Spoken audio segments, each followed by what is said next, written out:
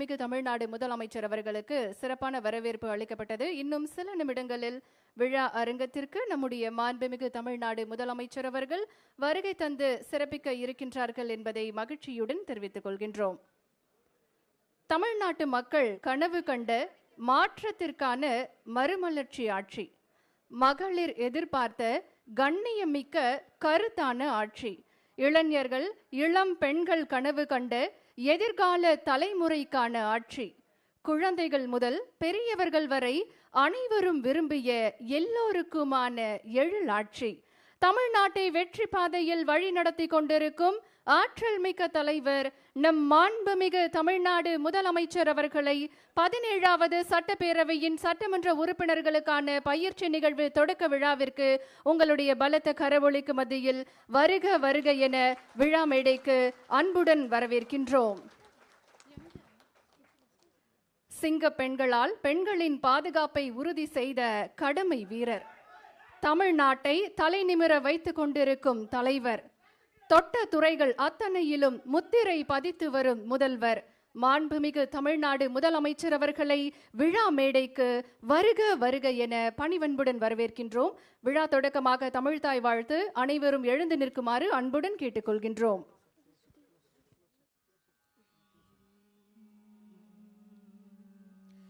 நீராறும் கடலொடுத்த நிலமடந்த கெழிலொழுகும்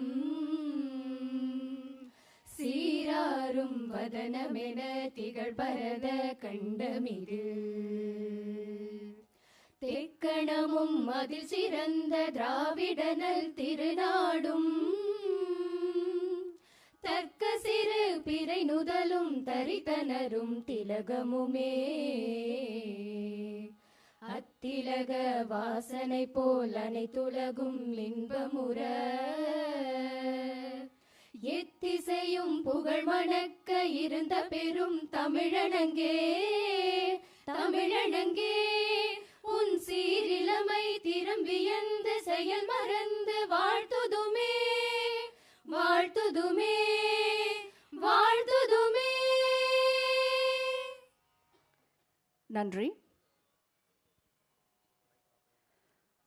17வது சட்டமன்ற பேரவையின் சட்டமன்ற உறுப்பினர்களுக்கான பயிற்சி தற்போது தொடங்கப்பட இருக்கின்றது.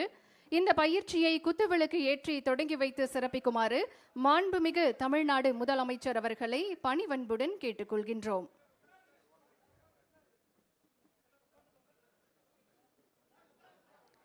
இன்றைக்கு 17வது சட்டமன்ற பேரவையின் சட்டமன்ற உறுப்பினர்களுக்கான பயிற்சியை நம்முடைய மாண்புமிகு தமிழ்நாடு முதலமைச்சர் அவர்கள் குத்துவிளக்கு ஏற்றி தொடங்கி வைக்கிறார்கள்.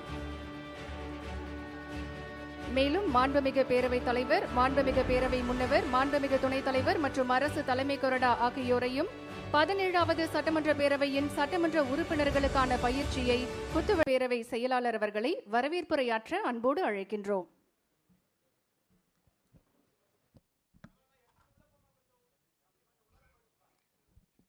பதினேழாவது சட்டமன்ற பேரவை சட்டமன்ற உறுப்பினர்களுக்கான பயிற்சி குறித்த நிகழ்ச்சிக்கு வருகை புரிந்திருக்கும் மாண்புமிகு தமிழ்நாடு முதலமைச்சர் அவர்களுக்கும், மாண்புமிகு பேரவைத் தலைவர் அவர்களுக்கும், மாண்புமிகு பேரவை முன்னவர் அவர்களுக்கும், மாண்புமிகு பேரவை துணைத் தலைவர் அவர்களுக்கும், மாண்புமிகு அரசு தலைமை கொறடா அவர்களுக்கும், மாண்புமிகு அமைச்சர் பெருமக்களுக்கும் மற்றும் மாண்புமிகு சட்டமன்ற உறுப்பினர்களுக்கும் அரசு உயர் அலுவலர்களுக்கும் முதற்கண் எனது பணிவான வணக்கத்தினை தெரிவித்துக் கொண்டு இந்நிகழ்விற்கு வருகை புரிந்த அனைவரையும் வருக வருக என வரவேற்கிறேன்.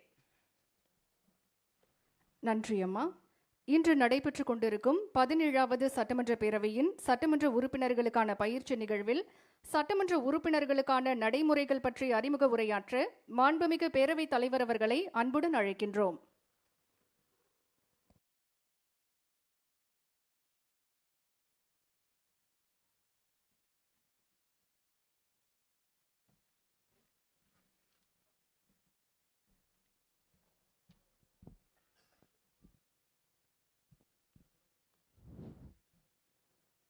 மாண்புமிகு தமிழ்நாடு முதலமைச்சர் அவர்களே, மாண்புமிகு அமைச்சர் பெருமக்களே, மாண்புமிகு அவை முன்னவர் அவர்களே, மாண்புமிகு பேரவை துணைத் தலைவர் அவர்களே, மாண்புமிகு அரசு தலைமை கொறடா மற்றும் சட்டமன்ற கட்சி தலைவர்கள் உள்ளிட்ட மாண்புமிகு உறுப்பினர்களே, உங்கள் அனைவருக்கும் என்னுடைய நெஞ்சார்ந்த வணக்கத்தையும் அன்பு மிகுந்த வரவேற்பையும் நான் மகிழ்ச்சியுடன் முதற்கண் தெரிவித்துக் கொள்கிறேன்.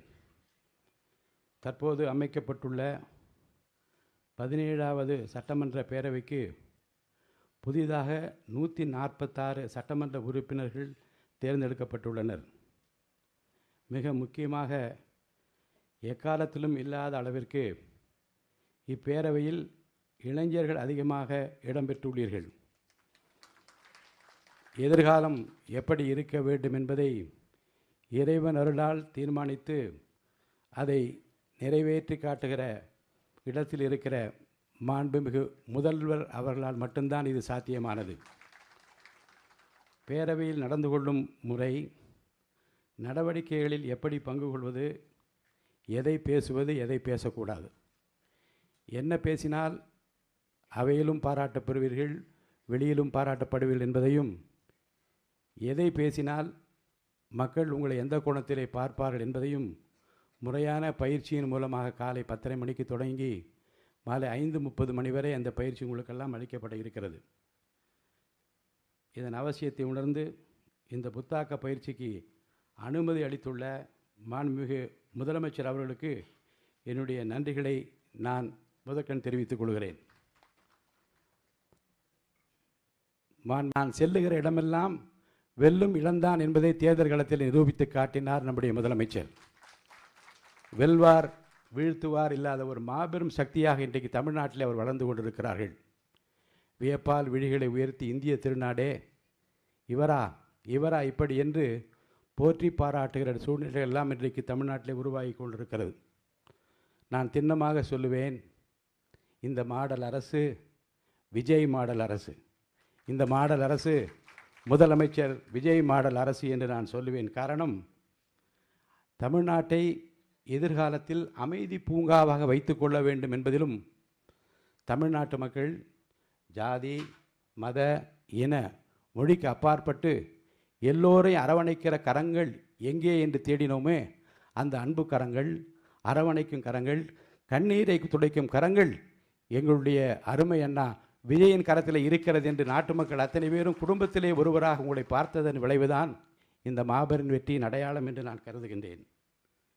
எதிர்காலம் பத்திரமாக இருக்கிறது, உங்கள் கரத்திலே இருக்கிறது.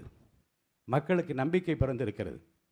ஏனென்றால் என்ன ஆகுமோ எப்படி நடக்குமோ என்று கதிகிடை கிடந்த அந்த மக்களுக்கு ஒரு புன்னகையாலே மாற்றத்தை ஏற்படுத்த முடியும் என்பதை நிரூபித்து காட்டியிருக்கிற மாபெரும் தலைவர் நீங்கள். தமிழக அரசியல் வரலாற்றில் ஒரு மாபெரும் வெற்றியை பெற்றது மட்டுமல்ல, வெற்றியை சட்டமன்றத்திலே நிரூபித்து காட்டுவதன் மூலமாக நாட்டு மக்களுக்கு உணர்த்தினீர்கள். நான் பேசாமல் ஒரு அமைதி புரட்சியை செய்வேன், அந்த புரட்சி மக்களுக்கு ஏற்றத்தையும் மாற்றத்தையும் தரும் என்று நிரூபித்து காட்டினீர்கள். இன்றும் வியந்து போற்றி பாராட்டி கொண்டிருக்கிற பல திட்டங்களை இந்த தமிழகம் தந்திருக்கிறது. அந்த வரலாற்றை விரல் நுனியிலே வைத்திருக்கிறவர் நீங்கள். அதிகமாக பேச மாட்டீர்கள், ஆனால் செவிமடுத்து சொல்ல வந்தவர்கள் யார் என்பதையும் செய்ய வேண்டிய பணி என்பதையும் இறைவன் அருளால் உடனே செய்து முடிக்கிற ஆற்றல் உங்களிடம் மட்டும்தான் இருக்கிறது என்பதை தமிழ்நாட்டு மக்கள் இந்த 40 நாட்களிலே உணர்ந்திருப்பார்கள். இந்த அவையின் மாண்பினை போற்றி காப்பது அரசின் கடமை. எதிர்க்கட்சிகளுக்கு அந்த கடமை பெரிதாக இருக்கிறது. வரும் நாட்களில் சட்டப்பேரவையில் நீங்கள் எப்படி நடந்து கொள்ள வேண்டும், எதிர்க்கட்சியாக இருந்தாலும் சரி ஆளுங்கட்சியாக அனைவரையும் அழைத்திருக்கிறோம். எல்லோரும் வாருங்கள் என்று அழைப்பு விடுத்திருக்கிறோம். ஏற்கனவே இருந்தவர்களுக்கும் அது தேவை, புதிதாக வந்தவர்களுக்கும் அது தேவை. அந்த தேவை உணர்ந்துதான் 2 நாட்களும் இந்த சிறப்பு பயிற்சி முகாமை மாண்புமிகு முதல்வர் தன்னுடைய திருக்கரத்தாலே குத்துவிளக்கேற்றி துவக்கி வைத்திருக்கிறார்கள். என்னுடைய நினைவுகளெல்லாம் 80ஆம் ஆண்டு சட்டமன்ற பேரவைக்கு நுழைந்தபோது கன்னி பேச்சிலே யாரும் குறுக்கிட மாட்டார்கள். நம்முடைய மாண்புமிகு உறுப்பினர்கள் முதலில் எழுந்து பேசுகிற போது அது முதல் கழகத்தின் அடித்தளமே அண்ணாதானே, அண்ணா சிலை வைக்கக்கூடாது என்று ஒருவர் பேசுவதா என்று சபையிலே சலசலப்பு ஏற்பட்டாலும் கன்னி பேச்சு என்ற காரணத்தில் யாரும் குறுக்கிடவில்லை. மாலையிலே புரட்சி தலைவர் சொல்லி சொல்லுகிறார்கள். அவர் சொன்னார், அண்ணா சிலையும் வையுங்கள், தொழிற்சாலைகள் ஏற்படுத்துங்கள் என்று சொல்லியிருக்கலாம். ஆனாலும் கூட அவர் சொல்வதில் எவ்வளவு பெரிய நியாயம் இருக்கிறது என்பதை பாருங்கள். எதிர்காலத்தில் நம்முடைய இளைஞர்கள் நம்மவர்கள் தொழில் தொடங்க வேண்டும், அனைவருக்கும் வேலை கிடைக்க வேண்டும் என்கின்ற அந்த கோணத்தில் அவர் பேசியதாக எடுத்துக்கொள்ளலாம் என்று அவர் சொன்னார். இதை நான் சொல்வதற்கு காரணம், புதிய புதிய கோணத்திலே உங்கள் உள்ளத்தில் என்ன தோன்றுகிறதோ தயங்காமல் சொல்லுங்கள். ஏனென்றால் நாட்டு மக்கள் நம்மிடமிருந்து நிறைய எதிர்பார்க்கிறார்கள். வாக்களித்த பெருமக்கள் கொஞ்சத்தில் இல்லை, கிள்ளி கொடுங்கள் என்று நாம் கேட்டால் அள்ளி கொடுத்து விட்டார்கள். அவருக்காக அள்ளி கொடுத்திருக்க அந்த வாக்கினுடைய மதிப்பு என்ன என்றால், நீங்கள் என்ன செய்ய எனக்காக என்ன செய்ய போகின்ற நாடை எதிர்பார்த்து கொண்டிருக்கிறது. இந்த அவையின் மூலமாக நீங்கள் ஒலிக்கிற குரல் தான் இந்த அரசுக்கும் தமிழ்நாட்டு மக்களுக்கும் பெருமை சேர்க்கிற ஒரு குரலாக இருக்கும். அந்த வகையில் தயங்காமல் சொல்லுங்கள். எதை எப்படி சொல்ல வேண்டும், எதை சொல்ல வேண்டும், எதை சொல்லக்கூடாது என்று பயிற்றுவிப்பதற்காக பல வல்லுநர்கள் இங்கே வந்திருக்கிறார்கள். அடுத்தடுத்து அவை முன்னவரும் மற்றவர்களெல்லாம் பேச இருக்கின்றார்கள். இன்னொரு குறிப்பை நான் சொல்லுவது பொருத்தம் என்று கருதுகின்றேன். சட்டப்பேரவையில் சபாநாயகர் ஆசனத்தில் போய் உட்கார்ந்து ஆர்ப்பாட்டம் செய்தவர்களும் இருக்கிறார்கள். சபையை நடத்த விடாமல் பல்வேறு காலகட்டங்களிலே சிரமம் கொடுத்தவர்களும் சிக்கலை ஏற்படுத்தியவர்களும் இருக்கின்றார்கள். அந்த வரலாற்றையெல்லாம் நீங்கள் நூலகத்தில் சென்று படிக்க வேண்டும் என்று கேட்டுக்கொள்கிறேன். பழைய வரலாற்றை நீங்கள் புரட்டி பார்க்க வேண்டும். நூலகங்களுக்கு செல்லுகிற பழக்கத்தை மாண்புமிகு உறுப்பினர்கள் ஏற்படுத்தி கொள்ள வேண்டும். ஏனென்றால் முன்னாலே அண்ணா என்ன பேசினார், பெருந்தலைவர் காமராஜர் என்ன பேசினார், பெருந்தலைவர் கக்கன் என்ன பேசினார், கம்யூனிஸ்ட் தலைவர்கள் என்ன பேசினார்கள் என்ற அந்த குறிப்பையெல்லாம் நூலகத்தில் சென்று நீங்கள் படிக்க வேண்டும். அப்படி படிப்பதன் மூலமாக கண்ணியமாக கௌரவமாக நாட்டு மக்கள் விரும்புகிற உரையை நீங்கள் தயார் செய்து கொள்ள முடியும். சட்டமன்றத்தில் நடக்கிற சில நிகழ்வுகள் வெளியிலே மக்கள் பார்க்கின்றால் என்பது மட்டுமல்ல, ஆட்சி மாற்றத்திற்கு கூட அது வழிவகுத்து விடும் என்பது 2 உதாரணத்தை சொல்லி நான் முடித்துவிட விரும்புகின்றேன். உங்களுக்கெல்லாம் நினைவிருக்கும் 72ஆம் ஆண்டு அனைத்து இந்திய அண்ணா திராவிட முன்னேற்றக் கழகம் துவங்கப்பட்ட போது புரட்சித் தலைவர் எம்ஜிஆருக்கு எதிராக சட்டமன்றத்தில் என்ன நடந்தது என்பதையும், அந்த வரலாற்று சிறப்புமிக்க நினைவிலே கொள்ளத்தக்க விரும்பத்தகாத அந்த நிகழ்வுகளிலே புரட்சித் தலைவர் எம்ஜிஆரை பற்றி மக்கள் மத்தியிலே அந்த கொண்டிருந்த அந்த அபிப்பிராயம், அந்த ஒப்பீனியன் எப்படியெல்லாம் மாற்றப்பட்டு இவர்தான் வர வேண்டும் என்று முடிவெடுப்பதற்கு சட்டசபை சம்பவங்களே காரணமாக அமைந்தது என்பதை நாட்டு மக்கள் அறிவார்கள். அதே போன்று தான் 89ஆம் ஆண்டு பட்ஜெட் உரையை படிப்பதற்காக முத்தமிழறிஞர் கலைஞர் அவர்கள் எழுந்தபோது புரட்சித் தலைவர் அம்மா அவர்களுக்கும் இடையே நடந்த சர்ச்சைக்குரிய பேச்சுகளும் அவை குறிப்பில் நீக்கப்பட்டதும், சர்ச்சைக்குரிய பேச்சுக்கு பிறகு அவர்கள் தாக்கப்பட்டதாக வந்த செய்திகளும், இருவரும் தாக்கப்பட்டதாக வந்த செய்திகளும் அவை குறிப்பில் இன்னமும் நீங்காமல் இருக்கிறது. அந்த நிகழ்வுக்கு பிறகு தமிழ்நாட்டு அரசியலில் என்ன நடந்தது என்பதை உன்னித்து பாருங்கள். ஒரு நிகழ்வு, ஒரு சம்பவம் ஒரு மிகப்பெரிய மாற்றத்தை ஒரு கட்சிக்கு எதிராக திருப்பியதையும், ஒரு கட்சி ஆட்சிக்கு வருவதற்கு துணை புரிந்ததையும் அந்த சட்டமன்ற ஒரு நிகழ்ச்சி தான் ஏற்படுத்தியது என்பதை நான் நினைவில் வைத்திருக்கிறேன். அதே போன்று தான் பின்னாளிலே பல எதிர்க்கட்சிகள் தாங்கள் ஆற்ற வேண்டிய பணிகளை விடுத்துவிட்டு வேறு கோணங்களிலே தங்கள் திசை திருப்பி கொண்ட காரணத்தினாலே அந்த கட்சிகளுக்கு பொதுமக்கள் மத்தியில் ஏற்பட்ட இழப்புகளுக்கும் கூட இந்த சட்டமன்ற பேரவையுடைய நடவடிக்கைகள் காரணமாக இருந்தது என்பதையும் நான் அறிந்திருக்கிறேன். உங்களை பொறுத்த வரைக்கும் சார்ந்திருப்பது அனைத்து கட்சிகளை சேர்ந்தவர்கள் அழைத்திருக்கிறோம், எல்லோரும் வந்திருப்பீர்கள் என்று நான் நம்புகின்றேன். உங்கள் கட்சியினுடைய கொள்கை கோட்பாடு நிலைநிறுத்தப்பட வேண்டும் என்றால், அரசு கொண்டிருக்கிற கொள்கைகள் திட்டங்கள் நிறைவேற வேண்டும் என்றால், சபையினுடைய கண்ணியத்தையும் கௌரவத்தையும் காப்பாற்ற வேண்டிய மிகப்பெரிய பொறுப்பும் கடமையும் உங்களுக்குத்தான் இருக்கிறது. உங்களைத்தான் இந்த நாடு எதிர்பார்க்கிறது. இந்த நாடு நிறைவேற்றுகிற இந்த அவை நிறைவேற்றுகிற சட்டங்கள் தான் எதிர்காலத்தை தீர்மானிக்கப் போகிறது. நம்மை பொறுத்த வரைக்கும் நாம் நம்முடைய முதல்வர் கையிலே பத்திரமாக இருக்கிறோம். நம்மை பொறுத்த வரைக்கும் நம்மை, இந்த அவையை, நாட்டை அவர்கள் கையிலே இறைவன் ஒப்படைத்திருக்கிறார். நாம் பத்திரமாக இருக்கின்றோம். அமைதி பூங்காவாக தமிழ்நாட்டை பார்த்து கொள்கிற பொறுப்பில் அவர் இருக்கிறார். அவர் எப்போதும் சொல்வார், கான்ஃபிடென்ட்டாக இருங்கள் என்று சொல்வார்கள். நாம் கான்ஃபிடென்ட்டாக இருக்கிறோம் என்றால் அதற்கு காரணம் அவர் தந்திருக்கிற அந்த புன்னையோடு சொல்லியிருக்கிற வார்த்தைகள் தான் என்று சொல்லி அவரை நான் வருக வருக வருக என்று வரவேற்கின்றேன். வழிகாட்டுங்கள். உங்கள் வழி இந்த அவை நடப்பதற்கு, நாட்டு மக்களுக்கு நல்லது செய்வதற்கு இந்த அவை உறுப்பில் அத்தனை பேரும் காத்திருக்கிறோம் என்று சொல்லி அவரை வரவேற்று மாண்புமிகு அமைச்சர் பெருமக்களையும், முன்னவரையும், துணைத் தலைவரையும், கொறடாவையும் மற்றும் அனைத்து மாண்புமிகு உறுப்பினரையும் வருக வருக என்று சிரம் தாழ்த்தி வரவேற்று அமைகின்றேன். நன்றி, வணக்கம். மிக்க நன்றி ஐயா. இன்றைக்கு 17வது சட்டமன்ற பேரவையின் சட்டமன்ற உறுப்பினர்களுக்கான பயிற்சியை குத்துவிளக்கு ஏற்றி தொடங்கி வைத்து சிறப்பித்த மாண்புமிகு தமிழ்நாடு முதலமைச்சர் அவர்களுக்கு மீண்டும் ஒரு முறை மனமார்ந்த நன்றிகளை தெரிவித்துக் கொள்கின்றோம். தற்போது மாண்புமிகு தமிழ்நாடு முதலமைச்சர் அவர்கள் மேடையிலிருந்து புறப்பட்டு செல்கிறார்கள். இந்த பயிற்சி தொடர்ந்து நடைபெற இருக்கின்றது.